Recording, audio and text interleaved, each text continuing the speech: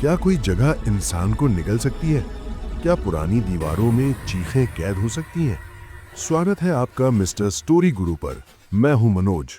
आज की दास्तान है उस शंकरपुर थाने की जहां कानून नहीं, एक रूहानी मौत का राज चलता है।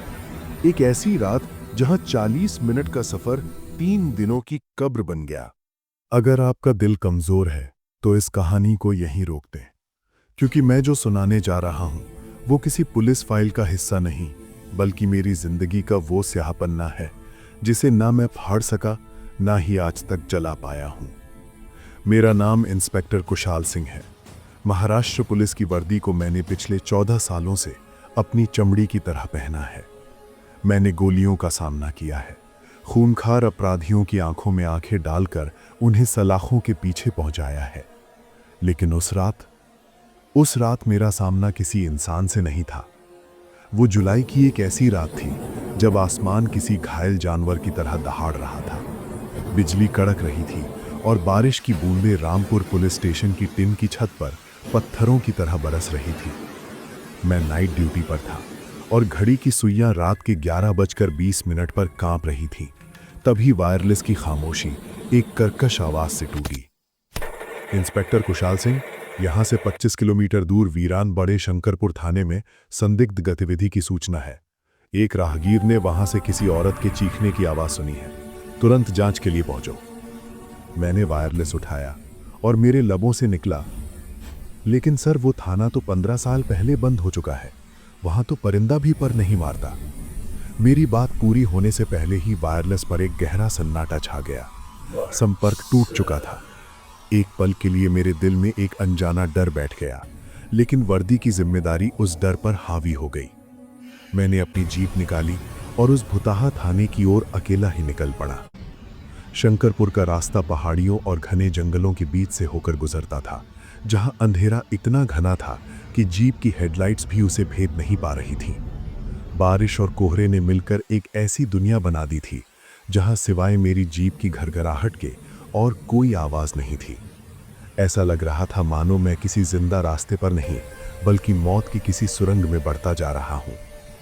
लगभग 40 मिनट के सफर के बाद मुझे वो इमारत दिखी, एक ढांचा जो कभी पुलिस स्टेशन हुआ करता था। बारिश में धुले हुए जर्जर बोर्ड पर आज भी नाम पढ़ा जा सकता था, शंकरपुर थाना 1942।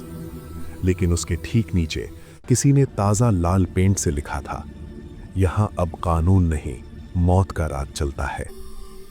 मेरे हलक सूख गए। एक पल को लगा कि वापस लौट जाऊं, लेकिन कुछ था जो मुझे अंदर खींच रहा था। मैंने हिम्मत जुटाई और जीप से उतरा।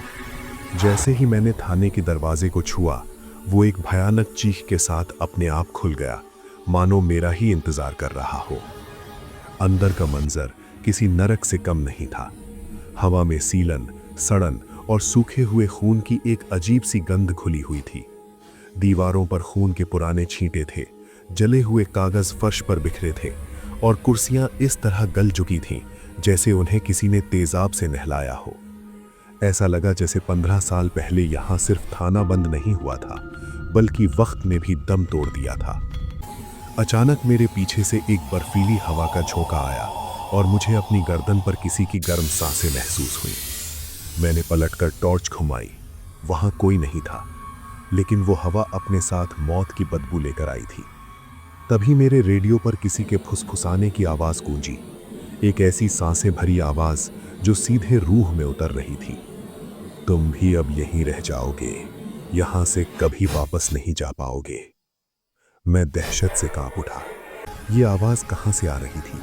मैंने दौड़कर जीप का रेडियो बंद किया, लेकिन वो फुसफुसाहट अब भी मेरे कानों में गूंज रही थी। मेरा दिमाग तर्क खोज रहा था, लेकिन मेरा दिल जानता था कि यहां तर्क मर चुका है। मैंने कांपते हाथों से थाने की तलाशी शुरू की। एक मेज की दराज खुली पड़ी थी। उसमें एक पुरानी केस डायरी थी, इंस्पेक्टर हरिदत्त शर्मा की, जो 2009 में इसी थाने से रहस्यमयी तरीके से गायब हो गए थे। मैंने डायरी खोली। उसके पन्ने पीले पड़ चुके थे, लेकिन आखिरी पन्ने पर लिखी इबारत आज भी ताज़ा लग रही थी। यहां हर दीवार में चीखें कैद है। अगर कोई ये पढ़ रहा है तो भाग जाओ, ये थाना किसी शक्ति का गुलाम बन चुका है। तभी मेरे पीछे से एक रूह कंपा देने वाली चीख गूंजी। ये एक औरत की चीख थी, इतनी दर्दनाक जैसे किसी को जिंदा जलाया जा रहा हो।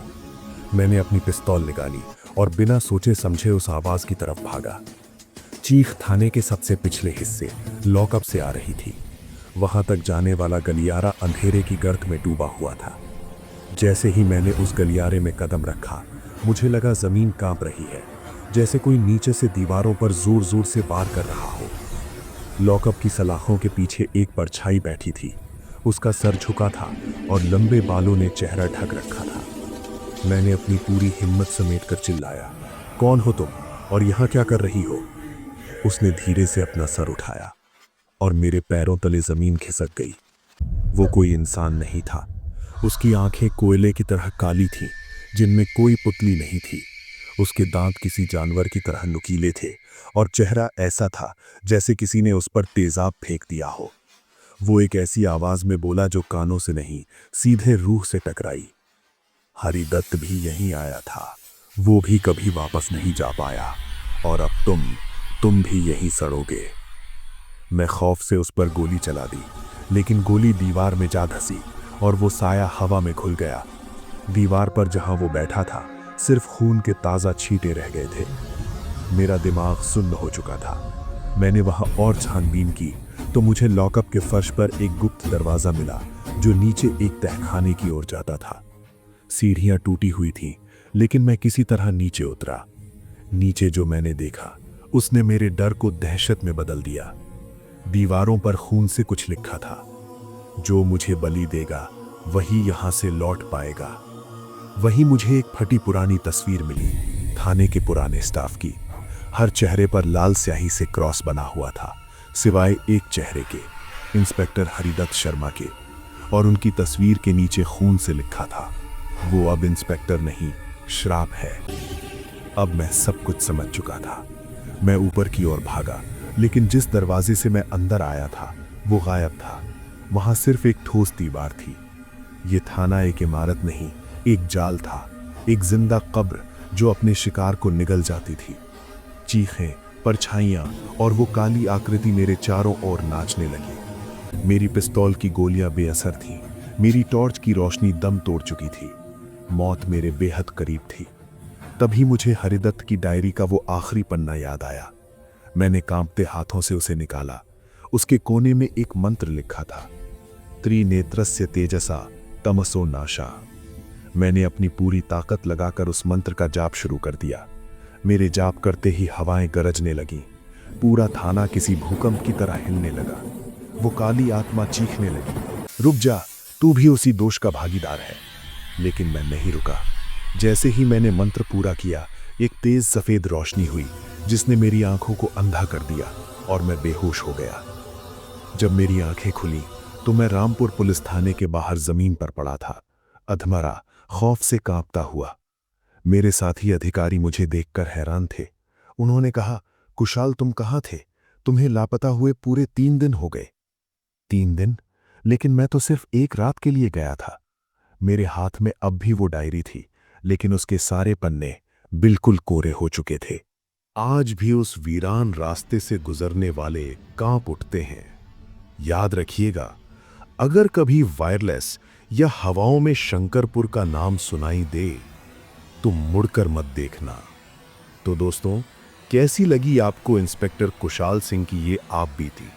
अगर इस कहानी ने आपकी रूह कंपा दी है, ऐसी ही और रोंगटे खड़े कर देने वाली सच्ची और काल्पनिक कहानियों के लिए इस वीडियो को लाइक करें, अपने दोस्तों के साथ शेयर करें और आपके अपने चैनल मिस्टर स्टोरी गुरु को सब्सक्राइब करना न भूलें।